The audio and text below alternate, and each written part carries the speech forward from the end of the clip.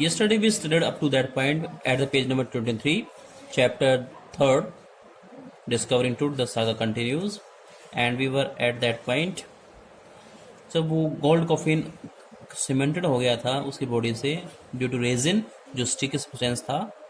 तो the sun can beat down like a hammer this far south in Egypt. Egypt जो कि south की तरफ पड़ता है इक्वेटर से, और वहाँ पे सनलाइट काफ़ी होती है, टेम्परेचर काफ़ी होता है, तो वो एज ए हैमर काम कर सकता था उस बॉडी को अलग करने के लिए. And Carter try to use it to loosen the resin. और जो रेजिन, जो स्टिकी सब्सटेंस, जो चिपचिपा पदार्थ जिसे बॉडी चिपक गई थी, कनेक्ट हो गई थी, उसको लूज कर सके. For several hours he set the mummy outside in blazing sunshine that heated it to 149 degrees Fahrenheit. Quarter ने बॉडी को ब्लेजिंग सनशाइन, बिल्कुल एक्सट्रीम सनशाइन में से जलती हुई, बर्निंग सनशाइन कहेंगे, इतना टेम्परेचर की आदमी की स्किन बर्न हो जाए, और ये हीट कर सकता था, उस रेजिन को पिघला सकता था. टेम्परेचर था up to 149 degree Fahrenheit, not Celsius, Fahrenheit. If we calculate it into Celsius, it may be around 65 degrees Celsius. 65 degrees Celsius. Nothing buzz. But इतना करने के बाद में nothing buzz, nothing loosen, nothing even disperse. He reported with scientific detachment that the consolidated material had to be chiseled away from beneath the limbs and trunk before it was possible to raise the king's resin. यहाँ पे quarter एक scientific detachment, एक isolation, बिल्कुल एक indifference attitude होता है scientific कि ज़्यादा इमोशनल नहीं होते, और यहाँ पे बॉडी को काटने की बात कर रहा है कि इस कंसोलिडेटेड जो सॉलिड मटेरियल है, चिपक गया है, ये जो आपका रेजिन है, उसको अलग करने के लिए बॉडी को चीजल अवे करना पड़ेगा. चीजल होता है to cut with a chisel, एक टूल होता है जिसे हम लोकल भाषा में छीनी बोल देते हैं, उसे काटना पड़ेगा नीचे से, ताकि लिम्ब को और ट्रंक को अलग अलग किया जा सके, और किंग्स के रिमेन्स जो अवशेष हैं उन्हें वहां से रेज किया जा सके, उठा सके, बॉडी को निकाला जा सके, स्केलेटन को. In his defence Carter really had little choice. और अपने डिफेंस में कार्टर के पास वास्तव में कोई चॉइस थी नहीं, कोई अल्टरनेटिव था ही नहीं, ऑप्शन थे ही नहीं. If he hadn't cut the mummy free, और अगर उसने मम्मी को काट करके उस कॉफिन से अलग नहीं किया होता, thieves most certainly would have circumvented the guards and rip it apart to remove the gold. तो मोस्ट प्रोबेबली पॉसिबिलिटी ये थी कि जो थीव्स थे, चोर जो थे, वो अवश्य ही उसको सर्कमवेंट कर लेते, गार्ड्स को अवॉइड कर देते, डोज कर देते, उन्हें चकमा दे देते, उन्हें चकमा दे करके, इवेड करके या डोज करके बॉडी को उससे रिप कर लेते, काट करके अपार्ट अलग कर लेते, ताकि वो गोल्ड को वहां से निकाल सके. तो in Tut's time the royals were fabulously wealthy. और जैसे कि हम एसेस कर सकते हैं, जो ट्रेजर मिला टुट के साथ में, तो उससे क्लियर था कि जो रॉयल्स थे, जो शाही लोग थे उसमें, वो फैबुलसली एक्सट्रीमली वेल्दी थे, बहुत ही अमीर लोग रहे होंगे. फैबुलस वर्ड यूज किया गया यहाँ पे, एक्सट्रीमली हम यूज कर सकते हैं. एंड दे थॉट और hope they could take their riches with them. और वहाँ पे एक सुपरस्टिशियस बिलीफ भी है, उनका मानना है, वो थोड़े सुपरस्टिशियस थे, अंधविश्वासी थे, ब्लाइंड बिलीवर थे, और उनका मानना था कि वो अपनी रिचेस को, अपनी रिचनेस को अपने साथ लेकर के जा सकते हैं आर्टिफैक्ट के रूप में. For his journey to the great beyond, journey to great beyond towards heaven में भी इमेजिनरी वन, काल्पनिक है कि स्वर्ग तक उसको ले जा सकते हैं, मरने के बाद भी, आफ्टर लाइफ भी उसका यूज कर सकते हैं. किंग टूट was lavish with glittering goods, और किंग टूट को ग्लिटरिंग गुड्स, शाइनी गोल्ड से जो आर्टिफैक्ट बने हैं, आर्टिकल्स बने हैं, उनके साथ में बड़े ही प्रोफ्यूजली, अत्यधिक प्रोफ्यूजली हम कहेंगे तो अत्यधिक मात्रा में, लेविशली, खुले हाथों से ये सामान दिया गया. प्रीसियस कॉलर्स, इसमें बहुत सारे सामान, जैसे प्रीसियस कॉलर्स, बहुत ही कीमती कॉस्टली कॉलर्स, ये नेकलेस होते हैं, इनलेड नेकलेसेस, कुछ एक इनलेड नेकलेसेस थे, नेकलेसेस जो कि जड़ाऊ थे, उसमें प्रीशियस जेम्स लगे हुए थे। एंड ब्रेसलेट्स, कुछ एक कलाई पे बांधने के लिए ब्रेसलेट्स थे। रिंग्स, अंगूठियां थी। अम्यूलेट्स, अम्यूलेट्स होते हैं ताबीज, जिन्हें हम लकी चार्म्स भी कह देते हैं। और सुपरस्टिशियस लोग हैं तो अम्यूलेट्स काफ़ी चर्चा में रहे होंगे उस वक्त। ए सरमोनियल एप्रन, और सरमनी के टाइम पे, कोई ट्रेडिशनल फंक्शन के टाइम पे जो पहने जाते हैं एप्रन, एप्रन, ये वो एप्रन नहीं जिसे हम किचन में पहनते हैं, एप्रन मतलब कॉस्ट्यूम।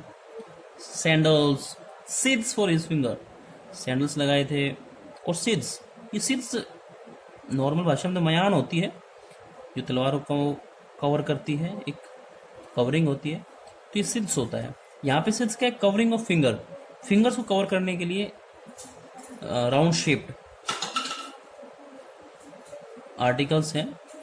एंड टोज, और ये पैरों की टोज को कनेक्ट करने के लिए, ढकने के लिए भी आर्टिफैक्ट्स हैं, कुछ एक डेकोरेटिव आइटम्स हैं। And the now iconic inner coffin and mask. अब बारी आती है जो आइकॉनिक, बिल्कुल एक आइकन की तरह, एक फिगर की तरह बना हुआ है, इनर कॉफिन, अंदर वाला कॉफिन जिसपे ममी शेप भी बनी हुई थी। और जो मास्क लगा हुआ है वहां पे, problem made of gold, of old pure gold, सब कुछ प्योर शुद्ध सोने से बना हुआ है। To separate Tut from his adornments, और टूथ को अपने अडोर्नमेंट से, उस डेकोरेटिव आर्टिफैक्ट से, आर्टिकल से अलग करने के लिए कार्टर्स मैन रिमूव्ड, ये अडोर्नमेंट्स हैं, सजाने की चीजें, decorative items. Carter's man removed the mummy's head, Carter के लोगों को मम्मी का हेड रिमूव करना पड़ा, गर्दन उसकी काटनी पड़ी। And sever nearly every major joints, और यहाँ तक कि सारे जो जॉइंट्स थे उन्हें सीवियर करना पड़ा, कट करना पड़ा, जितने भी मेजर जॉइंट्स थे, चाहे वो नी जॉइंट्स थे या फिर एल्बो जॉइंट्स था या फिर बैकबोन है। Once they had finished, they reassemble the remains on a layer of sand in a wooden box with padding that concealed the damage. एक बार बॉडी को काट लेने के बाद उन्होंने उसको फिर से रीअसेंबल किया, फिर से कनेक्ट कर दिया, जोड़ दिया। किस तरह से, जो रिमेन्स थे, जो अवशेष थे, उसे एक सैंड की लेयर पे रखा गया, एक वुडन बॉक्स में, लकड़ी के बॉक्स में, विद पैडिंग, और उसमें कनेक्ट करने के लिए पैडिंग का यूज किया गया, पैड्स लगाए गए जो कि डैमेज को कंसील कर सकते थे, हाइड कर सकते थे। सेकंड फॉर्म में है तो हाइड, हिड, HID वर्ड होता है, क्लियर नहीं होगा। The damage, the bed where to now rest, जिस टॉम में, जिस बॉक्स में उसको इस वक्त रखा गया था, उस कंडीशन में उसको वहां छोड़ दिया गया था। Archaeology has change substantially in the intervening decades. Archaeology जो स्टडी ऑफ एंशिएंट पीपल की हम बात करेंगे, एंशिएंट कल्चर्स की बात करते हैं, तो हैड चेंज सब्सटेंशियली, तो धीरे धीरे, स्लोली इसमें चेंजेस आ गए हैं। इन द इंटरवेनिंग, जो मिडल डेकेड्स हुए हैं, मध्यम के जो डेकेड्स हुए हैं, पीरियड ऑफ 10 ईयर्स को हम डेकेड बोलते हैं, 10 साल का जो समय होता है, उस समय में इसमें काफ़ी चेंजेस आए। Now it is focusing less on treasure and more on the fascinating details of life and intriguing mysteries of death. पुराने समय में मेन फोकस होता था ट्रेजर पे, जब भी कोई टॉम मिलती थी तो उसमें से सोना निकाल करके लूट लेना बस। But now it focus on the fascinating details, जैसे साइंस का डेवलपमेंट हो गया है तो डिटेल्स जानना चाहते हैं जो कि काफ़ी एक्साइटिंग होती हैं ऑफ लाइफ, जीवन के बारे में, और इंट्रिगिंग जो कॉम्प्लेक्स, जो बहुत ही जटिल मिस्ट्रीज होती है डेथ की, कि मौत कैसे हुई। जो फोरेंसिक साइंस का मेन काम है कि डेथ का कारण क्या है, what was the reason of death, like that. तो इस चीज़ पर ज़्यादा फोकस किया जाता है बजाय कि ट्रेजर पे, खजाने पे। It also uses more sophisticated tools. आजकल आर्कियोलॉजिस्ट में आर्कियोलॉजिस्ट ज़्यादा सोफिस्टिकेटेड, ज़्यादा सिविलाइज्ड, एडवांस्ड, यहाँ पे हम सोफिस्टिकेटेड एडवांस के रूप में ले सकते हैं कि ज़्यादा एडवांस टूल्स, औजारों का प्रयोग करते हैं, इंक्लूडिंग मेडिकल टेक्नोलॉजी, और मेडिकल टेक्नोलॉजी भी उसमें ऐड हो गई है। इन 1968, more than 40 years, after कार्टर्स discovery 1968, लगभग 1922 में उसके टॉम को डिस्कवर किया गया था, डिस्कवर किया गया था। 40 साल बाद, 40 से कुछ ज़्यादा समय होता है। Carter's discovery, an anatomy professor x-rayed the mummy and revealed startling fact. एक एनाटॉमी के प्रोफेसर ने, जो बॉडी से कनेक्टेड होता है, ये एनाटॉमी की क्लासेस भी होती है मेडिकल क्लासेस की, अगर जो MBBS करते हैं तो एनाटॉमी का प्रोफेसर होता है जो बॉडी के पार्ट्स के बारे में नॉलेज देता है। तो उसने बॉडी को, उस मम्मी को, डेड बॉडी को एक्सरे किया और ये रिवील किया, ये डिस्क्लोज किया, हाईलाइट किया कि उसके बारे में कोई स्टार्टलिंग, एक एक्साइटिंग, सरप्राइज कर देने वाला फैक्ट है। Beneath the resin that cakes his chest, resin के नीचे की तरफ जो उसकी चेस्ट को केक करता है, जोड़ के रखता है, जमाता है, जिस चिपचिप पदार्थ ने उसकी चेस्ट को जोड़ रखा था, his breast bone and front ribs are missing. तो ये पाया गया कि जो उसकी ब्रेस्ट बोन है और फ्रंट रिब्स, जो पसली है, स्टार्टिंग सामने वाली पसली है, वो मिसिंग थी बॉडी में। Today diagnostic images can be done with computer tomography. और आजकल डायग्नोस्टिक CT स्कैन आजकल एक बहुत ही इंपॉर्टेंट टूल बन गया है डायग्नोज करने के लिए, किसी भी इलनेस को, बीमारी को ट्रेस करने के लिए। तो डायग्नोज करने के लिए जो इमेजेस हैं वो बनती हैं आजकल CT से। CT की फुल फॉर्म होती है कंप्यूटर टोमोग्राफी, और CT शॉर्ट में CT बोल देते हैं, by which hundreds of x-rays in cross sections are put together like slices of bread to create a 3 dimensional virtual body. तो यहाँ पे क्या किया जाता है कि हंड्रेड्स ऑफ एक्सरेज एक साथ निकलते हैं क्रॉस सेक्शन के, और इन सारे क्रॉस सेक्शन एक्सरे को पुटअप करने के बाद एक, जैसे एक्सरे स्लाइसेस और ब्रेड होते हैं, ब्रेड के टुकड़े होते हैं, बारीक पीसेस होते हैं, उसमें से एक्सरे निकलते हैं, बॉडी के पार्ट्स बन जाते हैं, और to create a 3 dimensional virtual body. और ये एक्सरे मिल करके एक वर्चुअल बॉडी का, वर्चुअल बॉडी यूज में कहा गया, मतलब नॉट एक्चुअल बट आभासी हम कहते हैं, सिंबॉलिक, एक अपरेंटली बॉडी लाइक थिंग, लगती है बॉडी जैसे but not really body, what उसको 3 डायमेंशनल रूप में इसको शो कर देती है, रियल बॉडी की तरह शो करते हैं। What more would a CT can reveal और ट्रूथ देन द एक्सरे। अब ऐसी कौन सी जो CT रिवील कर सकती है, CT स्कैन रिवील कर सकता है, जो एक्सरे रिवील नहीं कर सकता? And could it answer 2 of the biggest questions still raising about it, कि क्या CT उन 2 क्वेश्चंस का आंसर कर सकती है जो अभी भी सबसे बड़े क्वेश्चन माने गए हैं और लिंजरिंग है, रिमेनिंग फॉर लॉन्ग टाइम, बहुत लंबे समय से पेंडिंग है। And the questions are, how did he die? First question बनता है कि टूट की मौत कैसे हुई, and second thing, how old was he at the time of his death, कि मौत के समय उसकी उम्र क्या रही होगी। किंग टूट्स डिमाइज, किंग टूट की जो डिमाइज है, जो एंडिंग है, मौत है, डेथ की हम बात करेंगे, इवन बाय रॉयल स्टैंडर्ड, चाहे हम उसको रॉयल स्टैंडर्ड से व्यू करें, देखें, he was the last of his families line, अपनी फैमिली लाइन का, अपने वंश का, डायनेस्टी का वो अंतिम व्यक्ति था। And his funeral was the death Ratle of A dynasty, तो उसकी मौत के साथ ही जो डायनेस्टी थी उसके भी डेथ रेटल स्टार्ट हो गई, वो डायनेस्टी ही टूट गई, ब्रेक हो गया, उस डायनेस्टी का वंश ही खत्म हो गया, क्योंकि वो अपने वंश का अंतिम था और टीनेज में ही वो एक्सपायर हुआ, उसकी डेथ हो गई। But the particulars of his passing away and its aftermath are unclear. लेकिन आप जो पार्टिकुलर्स की बात करें, एविडेंसेस की बात करें, of his passing away, of his death, पास में एक फ्रेज है, इसका मीनिंग होता है डेथ या killing, and its after math, what happened afterwards, उसके बाद क्या हुआ, आर अनक्लियर। तो ये स्पष्ट नहीं है कि उसकी मौत कैसी हुई और उसके बाद में फैमिली में क्या हुआ। यहाँ कुछ एक चीज़ें बताई गई कि अमेनहोटेप, थोड़ा नाम कंफ्यूजिंग है, अमेनहोटेप थर्ड्स फादर और ग्रैंडफादर, यहाँ भी कंफ्यूजन है कि वो टूट के फादर थे या फिर ग्रैंडफादर। वॉज पावरफुल फेरो, लेकिन वो पावरफुल फेरो थे, who rule over almost 4 decades at the height of the 18th dynasty's golden age।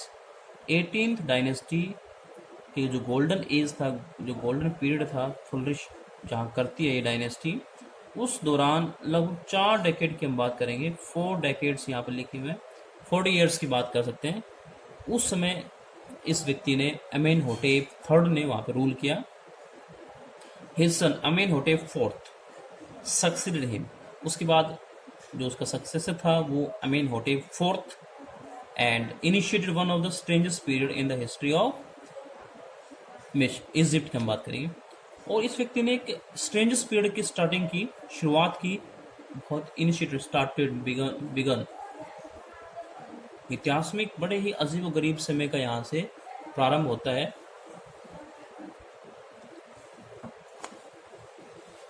Page number 26। तो एंशिएंट इजिप्ट में एक अजीब व गरीब पीरियड की स्टार्टिंग होती है अमेनहोटेप फोर्थ के साथ में। The new pharaoh promoted the worship of the attain.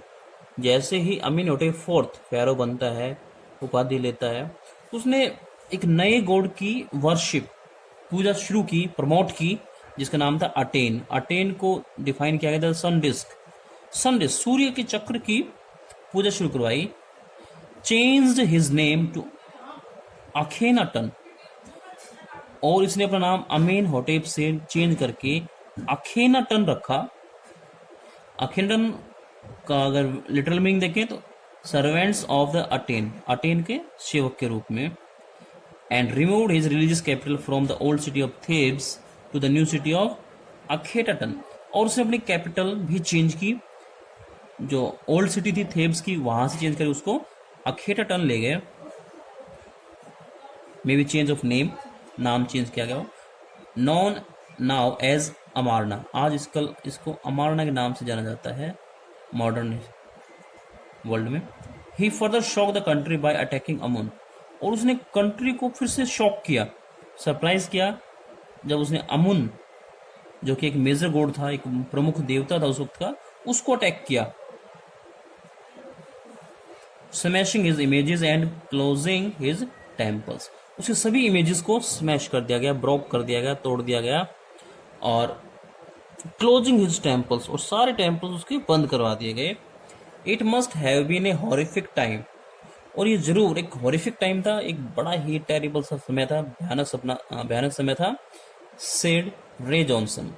रे जॉनसन ने ये रिमार्क्स किए हैं, जो कि director of the University of Chicago's research centre in Luxor, the site of ancient Thebes. जो कि कौन था?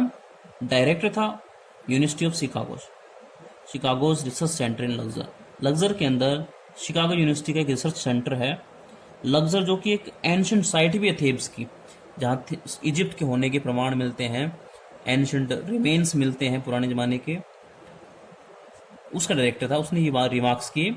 The family that had ruled for centuries was coming to an end, एक ऐसा वंश, ऐसा परिवार जिसने सेंचुरीज तक रूल किया हो, आज उसका अंत हो गया। And then Akhenaten went a little wacky, और उसके बाद में अखेनाटन थोड़ा सा वैकी हो जाता है, एक्सेंट्रिक, सन की यहाँ पे थोड़ा सा एक्सेंट्रिक हो जाता है, थोड़ा सा क्रेजी हो जाता है। आफ्टर अखेनाटन्स डेथ, और अखेनाटन की डेथ के बाद में a mysterious ruler named Smenkhkare appeared briefly and exited with hardly a trace. Smenkhkare नाम से कोई राजा बना, और बहुत ब्रीफली वो अपीयर होता है, अपीयर ब्रीफली यहाँ पे कहा गया, बहुत कम समय के लिए वो रूल कर पाता है और एग्जिट कर जाता है with hardly a trace.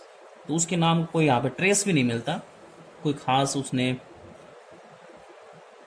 Victory नहीं की, कोई स्पेशल उसने अपना मार्क नहीं छोड़ा यहाँ पे। And then a very young Tutankhaten took the throne, बहुत ही यंग, बहुत छोटी उम्र में टुटानखाटेन, जिसे हम टुट भी कहते हैं, वो थ्रोन तक पहुंचा, सिंहासन तक पहुंचा। The royal seat King Tut as is widely known today, जैसे कि आज हम टुट के नाम से उसको जानते हैं, वाइडली नोन पूरे वर्ल्ड में जाना जाता है।